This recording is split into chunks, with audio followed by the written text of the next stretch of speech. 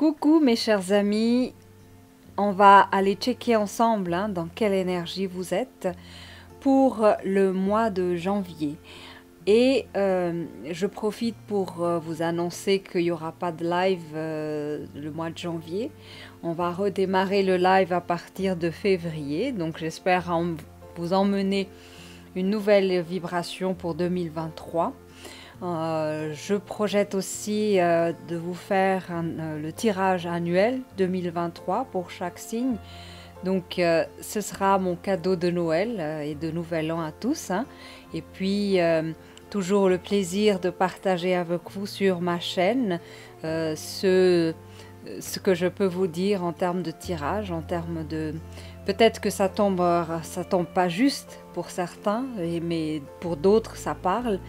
Et c'est aussi le but de l'exercice, c'est aussi l'occasion pour aller entendre quelque chose, peut-être juste un mot suffit pour enclencher une transformation, quelque chose de très subtil chez vous. Et puis toujours dans le respect et la bienveillance, tout à chacun. Et d'ores et déjà, je vous souhaite une très bonne et une bonne fête à vous, Noël, et bonne année 2023. Voilà, donc on va passer au tirage du mois de janvier. Et on y va, voilà. Je vais disposer toutes les cartes pour vous, les amis scorpions, et on passe à l'interprétation. On y va.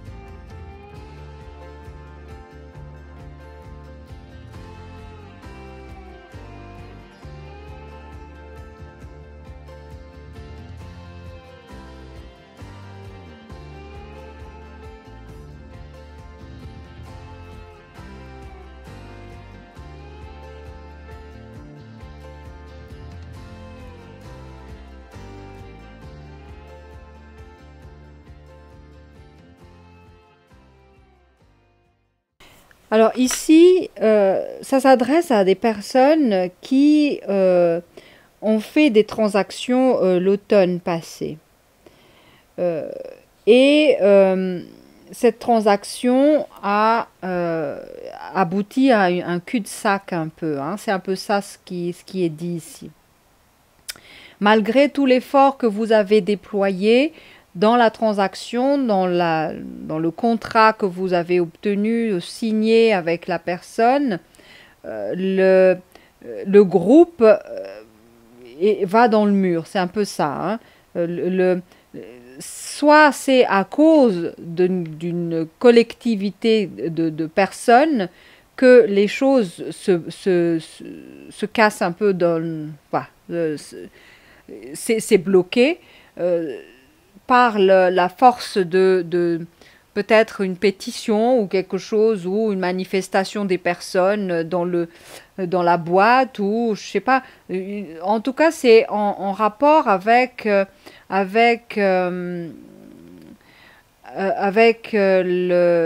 groupe. C'est un peu ça, le groupe qui finalement vous barre la route. C'est un peu ça ce que je perçois à travers ça. Pourtant, vous avez fait beaucoup d'efforts pour en arriver là. Et finalement, le groupe n'adhère pas à vos visions, n'adhère pas à vos pas, qui peut être trop bousculant pour le groupe. On ne veut pas changer les choses, on veut rester dans l'ancien. Vous voulez emmener du renouveau.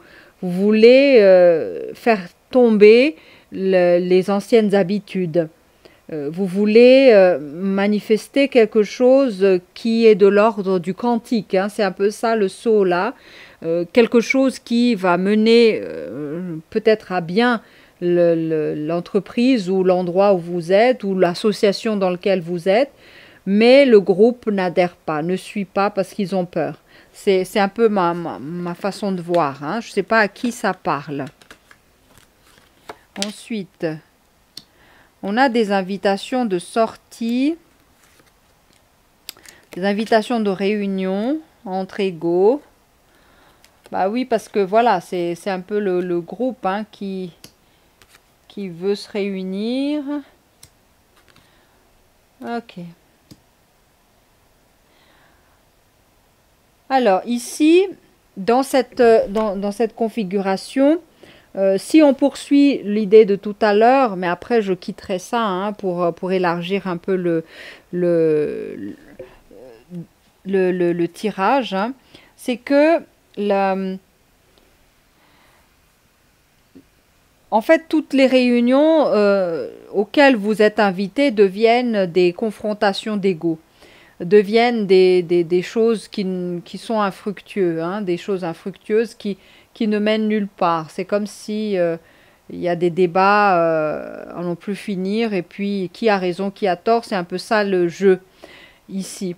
Mais de votre côté également, c'est que vous êtes assez aussi rempli d'ego par rapport à ce que vous emmenez. Donc quelque part, vous faites partie aussi des personnes qui manifestent aussi cette tension de votre propre ego par rapport à ce que vous voulez emmener dans le groupe. Le message ici, on a des nouvelles, hein, des nouvelles du monde végétal. Ça veut dire quoi? Ça veut dire que quelque part, ce que cela indique, c'est que c'est comme si on me dit la solution, c'est qu'il faut que vous rendiez tout ça beaucoup plus joli, beaucoup plus beau, beaucoup plus digeste. L'action est trop brutale, frontale.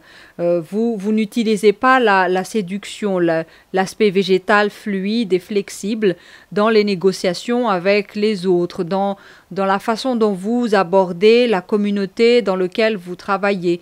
Vous êtes trop dans votre... voilà, il faut que... Et puis, même si c'est une belle idée, une bonne idée, vous l'emmenez de façon à imposer ça aux autres, et c'est ça qui fait que ça ne marche pas.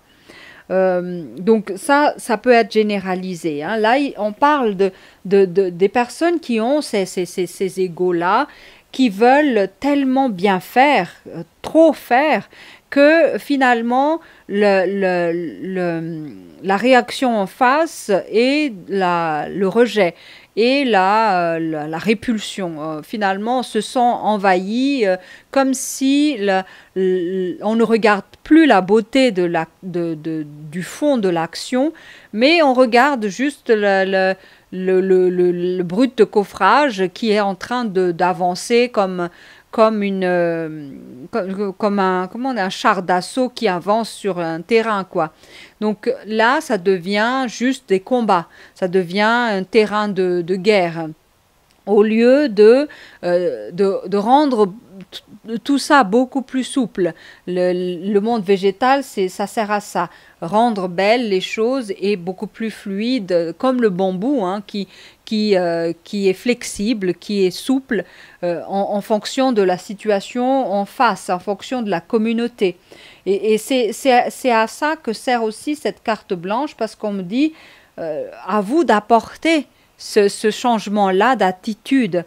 Au lieu de frapper fort avec votre ego, vous devez manager ça de manière à ce que les gens adhèrent. Pas dans le sens d'imposer les gens pour qu'ils soient obligés de vous suivre, mais tirer les gens à travers leur sensibilité, leur côté beauté, au lieu de leur forcer la main par votre propre ego, et là vous serez confronté à cette route barrée parce que les gens ont peur ou de perdre le territoire ou de le perdre la face devant les autres ou peu importe. Mais c'est une attitude que les gens ont quand on travaille en groupe, quand on fait des choses en groupe.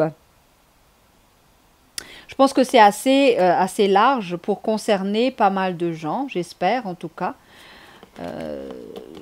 De toute façon, un seul tirage ne peut embrasser tous les scorpions du monde. Ça, je suis d'accord avec vous. Là, on a la carte du foyer. Donc, on change un peu de registre, là. On parle du foyer. Qu'est-ce qu'il y a au niveau du foyer? Il y a un éloignement. Il y a de la manipulation. Il y a des choix à faire. Il y a une stabilisation à chercher.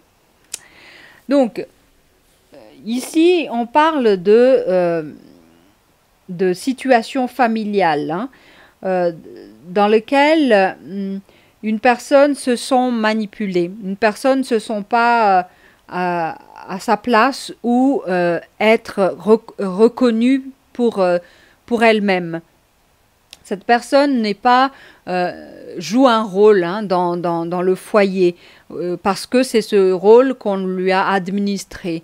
Donc tout devient factice, tout devient mensonge. On fait pour plaire, mais on n'a pas envie de faire.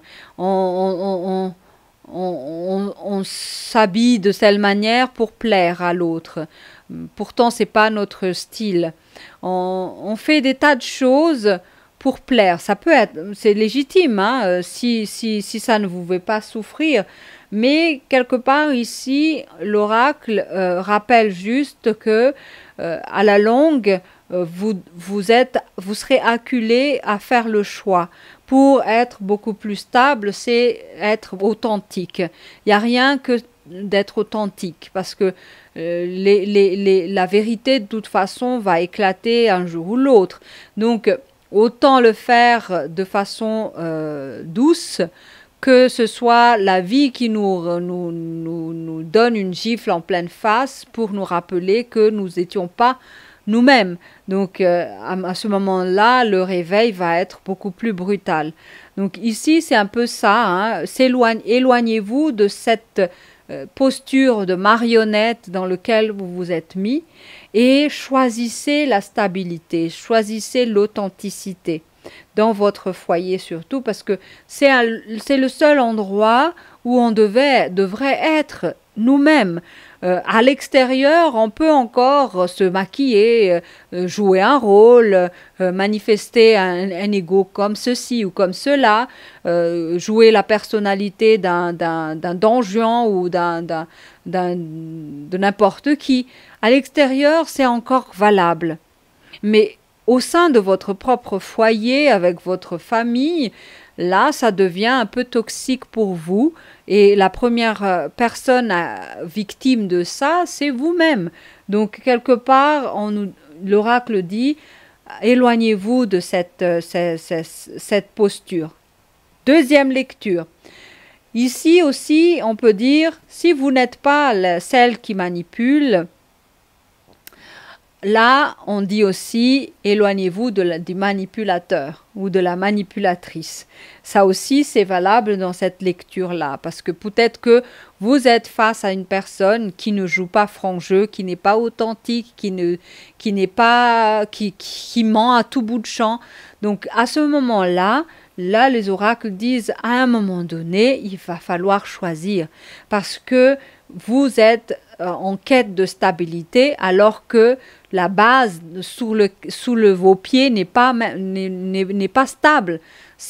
Vous êtes debout sur quelque chose comment on appelle ça, des sables mouvants quelque part. Donc à un moment donné, vous allez vous enfoncer encore davantage dans ça parce que la personne est visiblement attachée à son jeu de manipulation. Et voyez, derrière la carte de la marionnette, on a la carte de l'ego. Donc c'est un être qui aime dans son royaume, dans son foyer. Voilà, le diktat du manipulateur, fais ceci pour moi, fais cela, j'aime que ce soit comme ça, comme ça, comme ça. Donc c'est à un moment donné, il va falloir prendre les distances par rapport à ça. Je n'incite pas au divorce ou à la séparation des couples. Je conscientise juste des messages. Donc, ne m'en vouillez pas, en prenez-vous aux oracles. C'est un peu ça ce que je dois vous dire. Voilà. Et d'ailleurs, les décisions appartiennent à chaque individu. Ce n'est pas à un ASOA de décider à votre place si vous devez le faire ou pas. Mais voyez bien que la carte blanche est là pour vous permettre de trouver la stabilité. Et le chemin, quand même, va aboutir à une route barrée à un moment donné. Dans ce sens-là, peut-être le choix, vous aurez peut-être... vous ne pourrez pas l'éviter à un moment donné, vous devez le faire. Donc là, on a la carte de la justice, c'est aussi la même vibration que cette carte de stabilité, qui parle de mettre de l'équilibre entre deux choses. La sexualité aussi. De nouveau, l'acteur et l'ego, donc on est fortement dans ça. On a la carte de l'émotionnel. Est-ce que à travers ça, vous vibrez le poisson du bas ou le poisson d'en haut?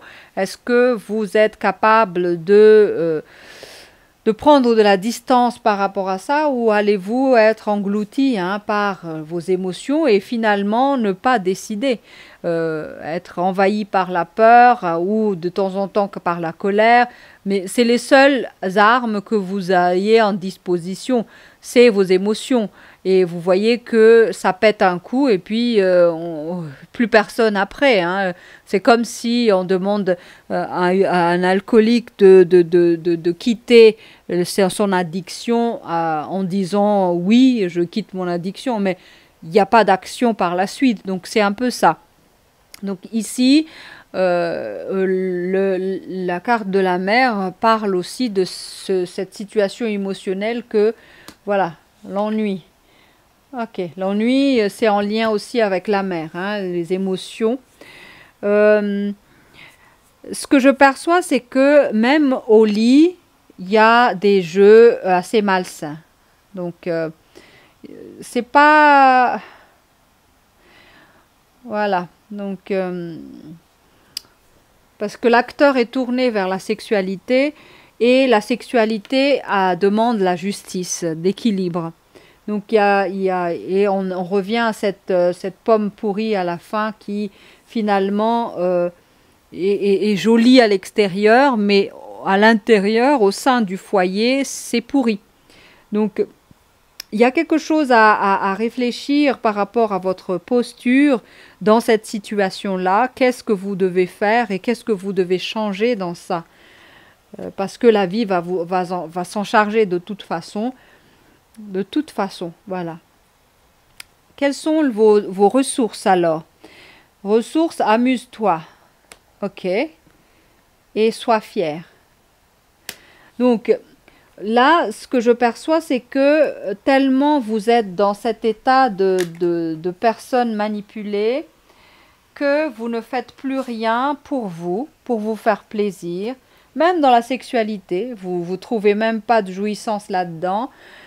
Voilà, c'est vraiment, vous vous coupez de vous, de tout ce qui est de l'ordre de vos besoins personnels, individuels. Tout est tourné vers ce personnage qui a beaucoup d'ambition, qui a beaucoup de besoins, qui a beaucoup de place, qui accapare tout, qui décide de tout. C'est un peu ça. Donc là, les cartes ressources parlent d'amusement, amuse-toi. Ça veut dire que tout passe par l'élévation de votre vibration. S'amuser, ce n'est pas uniquement dans un but de récréation, de divertissement, mais à travers ça, vous allez vous sentir mieux dans le sens que votre énergie, votre vibration va s'élever. parce que l'amusement, c'est retourner au stade de l'enfant. Et l'enfant a beaucoup plus de capacité à changer que l'adulte. Ça, on est conscient de ça. L'enfant est tellement capable de s'adapter à tout et à n'importe quoi. On lui met à un endroit, il se fait des amis. Voilà, c'est un peu cette posture de l'enfant qui s'amuse qui est demandée ici. Pas pour seulement vous divertir, parce que vous allez peut-être faire ça comme une compensation hein, de votre état, de votre situation de marionnette. Non, ce n'est pas en titre de compensation ou de divertissement, je répète, c'est en titre de curative, à titre curatif, c'est-à-dire que l'amusement, retournez en termes d'enfant, amusez-vous de votre situation également, moquez-vous de cet ego démesuré, pas de façon méchante, mais rigolez intérieurement, que vous voyez la manifestation d'un ego démesuré en face de vous et que finalement vous jouez avec ça. Quelque part, y a cette manière d'élever sa vibration, c'est en s'amusant. Voilà. Ensuite, il y a sois fier. Sois fier, ça veut dire que c'est aussi les conséquences hein, de cet état de marionnette. Et puis, c'est peut-être aussi les paroles hein, de cet acteur égo qui est à côté, qui réussit peut-être tout, qui fait tout et qui tourne tout le projecteur sur lui ou sur elle. Dans cette situation, vous sentez diminué. Raison pour laquelle vous acceptez d'être manipulé comme ça, d'être un marionnette, parce que au fond de vous, vous vous dites c'est la meilleure chose, la meilleure chance que j'ai. Je mérite pas plus. Donc il y a une grosse question de la confiance en soi là-dedans. Qu'est-ce qui fait que vous acceptez d'être vraiment dans cet état de marionnette? Donc l'idée ici, soyez fiers. Soyez fiers de qui vous êtes. Et ça aussi, c'est une façon de se guérir. Amusez-vous et soyez fiers. Voilà. Voilà ce que j'ai à vous partager pour ce tirage. Je vous souhaite une très bonne fête de Noël et de fin d'année. On se retrouve pour le prochain live en mois de février. Et d'ici là, prenez soin de vous et tout de bon. À bientôt. Ciao!